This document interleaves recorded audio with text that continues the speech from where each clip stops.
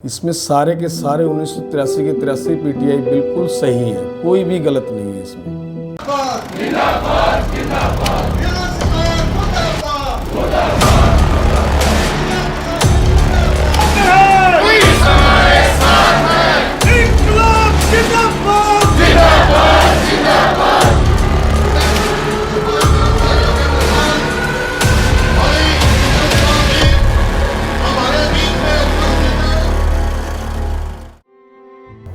मैं श्याम सुंदर PTI from Kurukshetra, बर्खास्त 1983 पीटीआई में से ही एक हूँ। सभी साथियों को नमस्कार। मेरा नाम हरप्रताप सिंह है। 2010 में मैं एज ए पीटीआई लगा था और 2018 में मेरे को हरियाणा सरकार द्वारा प्रमोशन भी मिल गई थी, जिसमें मेरे को डीपी बना दिया गया था।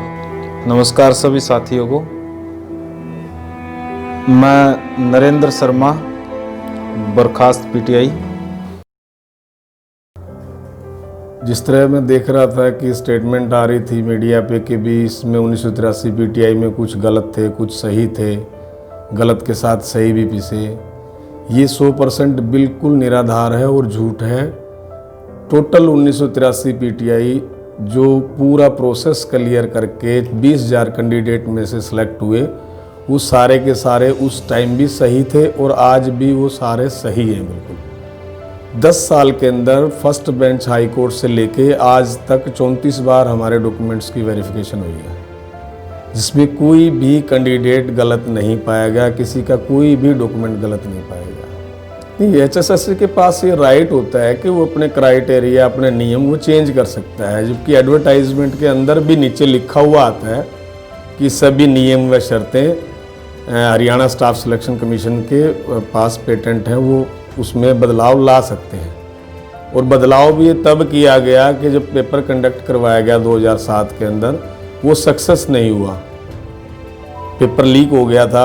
यहाँ तक कि जींद में मेरा सेंटर था, मेरे रूम में से ही एक कैंडिडेट पेपर लेके पेपर के साथ ही नीचे छलांग लगा गया था, वो लेकर के भाग गया था उसको।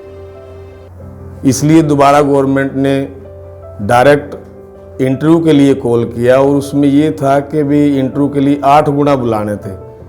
कुछ साथी उसमें रह भी गए थे, लेकिन उसके बाद सभी को इंटरव्यू कॉल की गई और सब ने उस इंटरव्यू को फेस किया। चाहे वो जो आज जो ये कहते हैं कि भी हम गलत हैं, हम वो जो अनसेलेक्टेड कैंडिडेट हैं, हम उन्हें ये नहीं कहते कि वो गलत हैं, बट वो इतना ही है कि वो अनसेलेक्टेड है। 2010 में मैं एज ए पीटीआई लगा था और 2018 में मेरे को हरियाणा सरकार द्वारा प्रमोशन भी मिल गई थी, जिसमें मेरे को डीपी बना दिया गया था। मगर 8 अप्रैल 2020 को ऐसा गलत फैसला आया कि 1983 पीटीआई सभी हटा दिए गए और गलत अफवाहें फैलाई जा रही हैं, जिससे कि 1983 परिवार बहुत ही गंभीर अवस्था में आ गए हैं कि बेचारे भूखे भी मर रहे हैं। सरकार ने इनको निकाल दिया और भूखे भी मर रहे हैं, जिससे कि सभी बहुत ही परेशान हैं और टेंशन में हैं। ऊपर से सरकार ने एक पेपर रख दिया है जो कि हम 2007 से प्रोसेसिंग, 2006 से हमें अप्लाई किया था, 2010 तक हम प्रोसेसिंग में रहे और फिर दोबारा पेपर दिया। पहले भी हमने पेपर दिया, हमारी तो कोई गलती नहीं थी, गलती सरकार की, गलती प्रोसेसिंग जिन्होंने एसएस बोर्ड की, जिन्होंने हमें रखा था उस टाइम। तो भुगत क्या रहे हैं? भुगत 1983 परिवार रहे हैं। 10 साल की हमें कोई भी किसी तरह की भी रिलैक्सेशन नहीं दी गई और हमें सीधा बाहर कर दिया गया, जबकि झूठी अफवाहें फैलाई जा रही हैं। ये गलत लगे थे, ये ऐसे हुए थे, ये इनका सही नहीं थे, डॉक्यूमेंटेशन सही नहीं थी, इनको 2013 में निकाल दिया गया था, जबकि ऐसा कुछ भी नहीं कोर्ट ने कहा। अगर 2013 में कोर्ट ने निकाला होता तो 2013 में ही क्यों ना हमें निकाल दिया। कम से कम हम उस टाइम ये तो थे ना, हमारी एज थी, हम कहीं और लग जाते और कहीं नौकरी करते और कहीं अप्लाई करते और हम एलिजिबल थे उस टाइम पेपर देने के लिए, किसी और इंस्टीट्यूट में पेपर देते, कहीं जहां भी वैकेंसी निकलती वहां पेपर देते। चाहे ग्रुप डी की निकली थी, हम ग्रुप डी में लग जाते। अब तो हमारे पास कोई ऑप्शन ही नहीं है। मेरी अपनी एज 46 ईयर्स हो गई है, मैं कहां जाऊंगा अब? जो ये 2013 की बात कर रहे हैं प्रोविजन पीरियड की, ये 2013 की तो झूठ बोलते हैं सारा, ऐसा कुछ है ही नहीं है। अगर हम वो कह रहे हैं कि एफिडेविट पे हैं, किस तरह से हम एफिडेविट पे हैं? कोई ऐसे सरकार रखे जाएगी? एफिडेविट पे हैं तो हमें अभी भी दे दो एफिडेविट, और हमारे को अब भी रखवा लो। एफिडेविट पे ही रहते हैं फिर हम। ये झूठी बातें सारी फैला रहे हैं, बिना मतलब की बातें हैं ये। नहीं, उन्होंने 2000 जो ये सेकंड बेंच का जो डिसीजन आया, उन्होंने कहा जी ये तो प्रोबेशन पीरियड पे हैं और सुप्रीम कोर्ट का जाएंगे, उसमें जो भी डिसीजन अगर इनके हित में नहीं आया तो इनको तकलीफ होगी। ऐसा कुछ भी नहीं था, ना उसमें डिसीजन में ये लिखा गया था कि ये प्रोबेशन पीरियड पे हैं। प्रोबेशन पीरियड सिर्फ फर्स्ट टाइम जब हम अपॉइंट हुए थे 2010 में 2 साल का था, वो हमने क्लियर किया। उसके बाद सारे बेनिफिट हमारे को मिले हैं, ना हमारा डीए रोका गया। अगर प्रोबेशन पीरियड में होता है कैंडिडेट तो उसको कोई बेनिफिट नहीं दिया जाता, किसी तरह का इंक्रीमेंट नहीं दिया जाता। और ऐसा डिसीजन में कहीं भी नहीं था कि भाई आप प्रोबेशन पीरियड पे हो। प्रोबेशन पीरियड में हम होते तो उसके बाद 2018 में प्रमोशन हुई है हमारे, इन्हीं में से नियर अबाउट 400 कैंडिडेट प्रमोट हुए हैं। फर्स्ट एसीपी हमारा 2018 में लगा है। मैं पूरी तरह से इस चीज़ का खंडन करता हूँ, पूरी तरह से इसको, ये पूरा सिर्फ एक राजनीतिक षड्यंत्र था जिसके हम शिकार हुए हैं और कुछ भी नहीं था। कुछ साथी हमारे मित्र एलिगेशन पे एलिगेशन लगाए जा रहे हैं, कोई डॉक्यूमेंट्स पे उंगली उठा रहा है, कोई अन्य तथ्य जो झूठे तथ्य पेश कर रहा है। उन साथियों को मैं बताना चाहता हूं, जो एलिगेशन एक लगाया कि भी 10वीं बाद में की, +2 बाद में की, CPED पहले कर ली, तो उन साथियों से मैं ये जानना चाहता हूँ कि हिंदुस्तान में ऐसा कौन सी यूनिवर्सिटी है, इंस्टीट्यूट है जो 10वीं बाद में करवाता है और जो डिग्री पहले दे देता है। रही बात एग्जाम्पल की, तो मैं आपको एक एग्जाम्पल देना चाहता हूँ। मैंने 10वीं की थी, 10वीं में मैं इंग्लिश में फेल हो गया था। इंग्लिश का पेपर जब दोबारा दिया तो उसकी एडिशनल उसकी DMC आती थी। वैसे तो एक पेपर में फेल होने पे उसको पास माना जाता था, लेकिन उसकी जो है DMC अलग से आती थी। तो जब भी उसके बाद जब मैंने +2 किया, तब जब तक मैंने उसमें वो एडिशनल उनको DMC नहीं दिखाई इंग्लिश की, तो मेरा एडमिशन तब तक नहीं हुआ था। जब दिखाई तभी जो है मेरा एडमिशन वहाँ हुआ और एग्ज़ाम भी पास किए। दूसरा जो एलिगेशन लगाया है कि भाई CPED पहले हो गई और जो है +2 बाद में हो गई या 10वीं बाद में हो गई, उसका भी मैं आपको जवाब देना चाहता हूँ। अगर मान लिया किसी ने 10वीं में कम नंबर थे उसके, तो उसके बाद उसने CPED कर ली, तो उसके मन में ये आया कि भी चलो इम्प्रूवमेंट कर लेते हैं। और जब इम्प्रूवमेंट किया उसने, 10वीं का किया हो या +2 का किया हो, तो उसके बाद इम्प्रूवमेंट करने के बाद ही जो है उसके अंक सुधार हुए। अंक सुधार के बाद जो है सेशन तो वही आएगा ना जिस सेशन में उसने पेपर दिया है। इसलिए सेशन का गैप आया हुआ है, आगे पीछे इसलिए सेशन हुआ है, इसमें कोई दो राय नहीं है। और हिंदुस्तान में कोई ऐसी यूनिवर्सिटी नहीं है कि भी इस तरह से जो है ना फेलियर को जो है अपर डिग्री दी जाए, चाहे कि +2 की हो, BA की हो या CPED की हो, किसी की भी नहीं है। अगर यहाँ गैप आता है सन का, आगे पीछे होता है, तो ये अंक सुधार की वजह से होता है और इसमें कोई दिक्कत वाली बात नहीं है। आप लोगों को इसमें गलतफहमी हुई है कि भी +2 बाद में हुई है।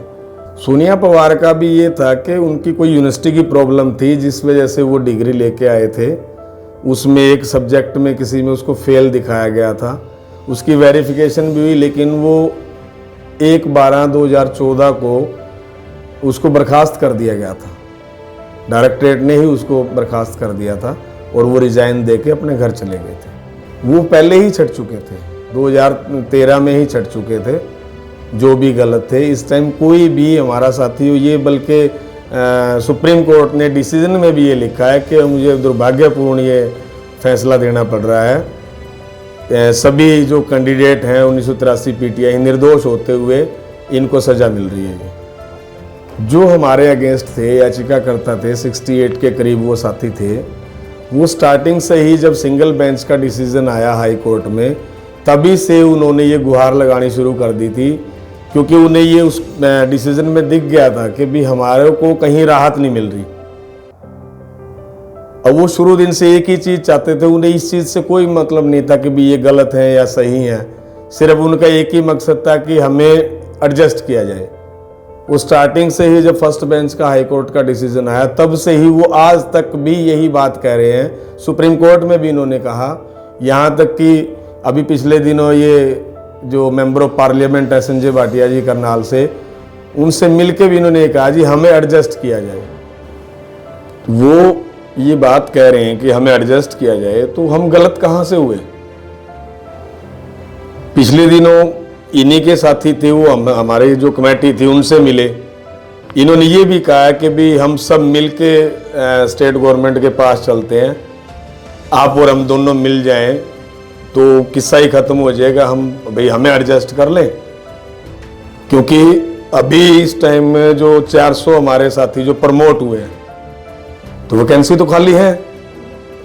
स्टेट गवर्नमेंट ने अभी वहाँ जब सुप्रीम कोर्ट ने इनसे वैकेंसी मांगी भी आप हमें वैकेंसी ला के दीजिए, तो वहाँ इन्होंने एफिडेविट दिया जी हमारे पास वैकेंसी नील है। नील कहाँ से हुई? 2012 में इन्होंने CNV कैडर खत्म करके मास्टर कैडर में ही लेके आए। CNV कैडर इन्होंने खत्म कर दिया, हमारे को CNV से TGT बना दिया, ट्रेंड ग्रेजुएट टीचर, सभी को TGT बना दिया। उसके बावजूद 2018 के अंदर जो एडिड स्कूलों से जो टीचर आए थे, सभी सब्जेक्ट के आए थे, उसमें PTI भी आए थे, उनका डेजिग्नेशन आज भी PTI है। तो डेड कैडर कहाँ से हुआ? ये नील कहाँ से हुआ? हमारे से अलग जो 1983 पोस्ट हैं उससे अलग भी आज भी RTI के तहत सूचना ली गई, उसमें 1637 वैकेंसी आज भी खाली है। इंटरव्यू से पहले करना चाहिए था, जब डायरेक्ट इंटरव्यू के लिए सभी को कॉल की गई, ये तभी पता लग गया था। क्योंकि एग्जाम अगर कंडक्ट होता है तो एग्जाम जो पास करके आते हैं उस मेरिट के आधार पे क्राइटेरिया बनाया जाता है और जो जितनी वैकेंसीज हैं उसके 3 गुना को कॉल की जाती है। लेकिन वहाँ क्या हुआ, पेपर को महत्व क्यों नहीं मिला? क्योंकि पेपर सक्सेस नहीं हो पाया। इसके बाद स्टेट गवर्नमेंट ने, कमीशन ने सभी को इंटरव्यू कॉल किया। अगर इस पे उन्होंने ऐतराज जताना था तो उस टाइम जताते, लेकिन इन्होंने एक ही बात की, इन्होंने इंटरव्यू को फेस किया। अगर वो सिलेक्ट हो जाते तो कोई भी चर्चा नहीं थी, ना वो चैलेंज करते। उनके लिए जो सिलेक्ट हो गए उनके लिए वो सही है, जो नहीं सिलेक्ट हुए उनके लिए तो सब कुछ गलत है। अगर मैं उस टाइम सिलेक्ट नहीं होता तो मैं भी कहता जी ये तो प्रक्रिया गलत थी, क्यों चेंज किया, नोटिफिकेशन बताया क्यों नहीं गया हमारे को, जो क्राइटेरिया चेंज किया गया वो हमारे को क्यों नहीं बताया। जबकि आज तक भी, उससे पहले भी इसी क्राइटेरिया पे बहुत सारी भर्तियां हुई हैं और आज तक भी हो रही हैं। 2014 से लेके अब तक जितनी भी भर्तियां हुई हैं, चाहे वो HCS की है, चाहे वो नायब तहसीलदार की है, चाहे वो असिस्टेंट प्रोफेसर की है, RTI में भी क्राइटेरिया का नोटिफिकेशन नहीं किया गया, उसकी जानकारी आज तक भी नहीं दी गई। जो असिस्टेंट प्रोफेसर लगे हैं या जो HCS लगे हैं उनको आज तक ये नहीं पता कि हम किस क्राइटेरिया पे सिलेक्ट हुए हैं, या जो अनसिलेक्टेड कैंडिडेट है उनको ये ही नहीं पता कि भी क्या क्राइटेरिया हमारे साथ अपनाया गया है। साथियों, एलिगेशन लगाना बहुत बड़ी बात होती है और ये अशोभनीय है। अगर आप अपनी लड़ाई लड़ना चाहते हो, एक अच्छे तरीके से लड़ाई लड़े। इस तरह से झूठे आरोप लगाकर निराधार बातें करके जो है ना, जनता को गुमराह ना करे। जनता सब कुछ जानती है कि भी जैसे उन्होंने, जनता ने पढ़ा है, डिसीजन पढ़ा है, दुर्भाग्यवश एक शब्द इस्तेमाल हुआ है कि भी दुर्भाग्यवश ऐसा फैसला देना पड़ रहा है, कोर्ट की वर्डिंग है ये। तो यही अपील करते हैं कि भी जो है एक अच्छी तरह से लड़ाई लड़े, जिसमें आपका भी बचाव हो और हमारी भी सुरक्षा रहे। रेड्डू साहब, मैं आपको एक बात कहना चाहता हूँ, आप हमारे भाई हो। सोशल मीडिया पे इस तरह की निराधार बातें करना, इनका कोई वजूद नहीं है। अगर आप प्रूव कर सकते तो आपके जींद में भी धरना लगाओ, आप धरने पे आओ, एक बात भी आप प्रूफ करके दिखाओ। मैं आपका गुनहगार हूं, 1983 पीटीआई 1 सेकंड के अंदर धरना उठा के चले जाएंगे। इस तरह क्यों जनता को गुमराह कर रहे हो आप? हमने आपको एक बार भी ये नहीं कहा कि आप गलत हो। ठीक है, आप अनसिलेक्टेड हो, आप लड़ाई लड़ो, फिर क्यों लोगों को ये कहते फिरते हो? हमारे बीच में क्यों आप आते हो कि जी हम संजा होके चलते हैं?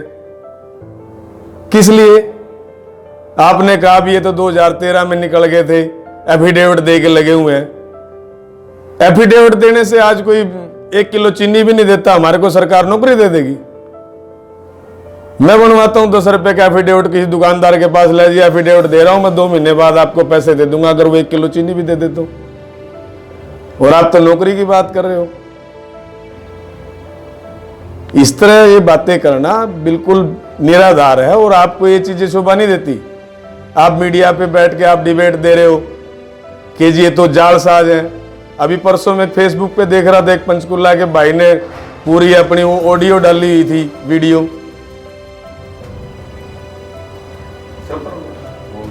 कि जी ये तो जालसाज है। जालसाज किसको कहते हैं? उससे मैंने फोन पे बात की और उसको नोटिस भी भेज दिया, हमने लीगल नोटिस भेज दिया। जालसाज होते तो सरकार क्यों रखती? 10 साल क्यों रखा? और आज भी कहीं भी आपने भी ये फैसला पढ़ा होगा, कहीं भी हमारे को किसी भी कोर्ट ने, चाहे वो माननीय हाई कोर्ट है, चाहे वो माननीय सर्वोच्च न्यायालय सुप्रीम कोर्ट है, उन्होंने हमें तो कहीं दोषी नहीं ठहराया। आप भी एफिडेविट लेके घूम रहे थे, आप ये कह रहे थे जी हमारे को तो कोई राहत मिली। फर्स्ट बेंच में भी जब आपने केस किया, केस में हम हार गए, लेकिन कहीं भी आपको रास्ता नहीं दिखाई दिया उसमें। उसी टाइम आप कहने लग गए जी हम एफिडेविट देते हैं, हमें एडजस्ट करवा दो। झूठ बोलने से, ऐसी निराधार बेबुनियाद बातें करने से क्या हो जाएगा? हम सही हैं, सही थे और सही रहेंगे। आज हम धरने पे बैठे हैं, 62वां दिन हो गया आज हमें, 63वां दिन। लोग आके सवाल पूछते हैं, हम भी निकलते हैं घर से, रास्ते में भी जैसे मिलते हैं भी, जब आप सही थे तो सुप्रीम कोर्ट ने ऐसा क्यों किया? सुप्रीम कोर्ट में पूरा का पूरा राजनीतिकरण दिखाया गया, झूठे तथ्य पेश किए गए, राजनीतिक षड्यंत्र था सारा ये, जिसका हम शिकार हुए। क्योंकि स्टेट गवर्नमेंट ये चाहती ही नहीं थी। हमें कहीं से ये भी पता चला कि ये तो 3 महीने पहले ही स्टेट गवर्नमेंट ने तय कर लिया था, डिसीजन आने से पहले ही, कि भी इनको निकालना है। ये सारा सिर्फ राजनीतिक षड्यंत्र था, राजनीतिक रंजिश थी। क्योंकि तत्कालीन सरकार जो थी वो हुड्डा सरकार थी, और आज जो सरकार है वो जेजेपी और बीजेपी की गठबंधन सरकार है, जिसमें दुष्यंत चौटाला डिप्टी सीएम है। सिर्फ एक ये बात थी कि भी उस टाइम ओम प्रकाश चौटाला, दुष्यंत चौटाला के पिताजी अजय चौटाला, वो जेल में गए, भाई इन्हें भी जेल में डाला जाए। और इसी वजह से पहली बार में ही दुष्यंत चौटाला ने मिलने पे एक ही बात कही कि भी आप नंदलाल पूनिया जो तत्कालीन चेयरमैन थे और जो भूपेंद्र सिंह हुड्डा के खिलाफ आप अपने अपने हल्के में जाके एफआईआर कराओ। जो ये जिसके पास भी जाते हैं, जैसे हम दुष्यंत चौटाला जी के पास गए, वो कहते हैं कि इंडिविजुअली आप एफआईआर कराओ तत्कालीन सरकार पे, तत्कालीन एसएस बोर्ड के चेयरमैन पे। तो इन्होंने अपने लेवल पे जांच बिठा दी है। सरकार का प्रभाव ज्यादा होगा कि हमारा प्रभाव ज्यादा होगा? सरकार जो ये करेगी एफआईआर, वो ज्यादा प्रभाव पड़ेगा। इन्होंने विजिलेंस की जांच करवा दिया है। उस कम से कम ये विजिलेंस की जांच करवा रहे थे, विजिलेंस की जांच तो पूरी होने देते। उस समय तक तो हम वहां रह सकते थे बीच में, हम कोई इनको कुछ तंग तो नहीं कर रहे थे। तो इन्होंने उसका भी, विजिलेंस की जांच का भी इन्होंने कुछ ऐसा वो नहीं देखा कि उसका हमें पता लगे कि ये क्या हुआ क्या नहीं, कौन गलत है कौन सही है। उसकी जांच की प्रक्रिया तो पूरी हो लेने देते। प्रक्रिया पूरी होने से पहले ही हमारे को इन्होंने बाहर कर दिया। हम पे ये भी मतलब सवाल उठाए गए, उंगली उठाई गई हम पे कि भी ये उग्र आंदोलन कर रहे हैं, इनको तो उग्रवादी का एक जो नाम दिया। पीड़ित परिवार है हम। और दूसरा वो लोग कहते हैं कि भी माँ सबकी एक जैसी होती है, माँ तो सम्मानीय होती है। ना तो हमने माँ सबकी सम्मानीय है, माँ हमारी भी है, लेकिन माँ होने से पहले वो एक जनप्रतिनिधि है, सिटिंग एमएलए हैं। हमने पुतले फूके हैं, नारे लगाए हैं, वो सरकार के खिलाफ लगाए हैं, ना कि किसी इंडिविजुअल पर्सन के खिलाफ लगाए हैं। उनके फादर है अजय चौटाला जी, उनके दादा ओम प्रकाश चौटाला है, हमने उनको कुछ नहीं कहा, या जो विपक्ष के जो एमएलए हैं उनको कुछ नहीं कहा।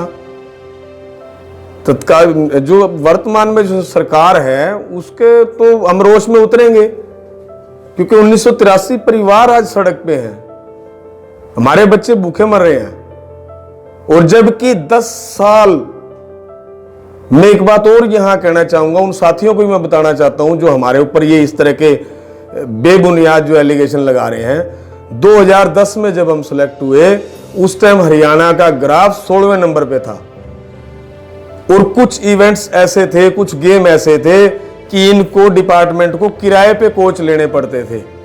लेकिन ये एक बैच ऐसा, मैं था तो नहीं कहूंगा, है कि इसमें हर गेम का स्पेशलिस्ट है, और आज हरियाणा नेशनल लेवल पे पहले नंबर पे है।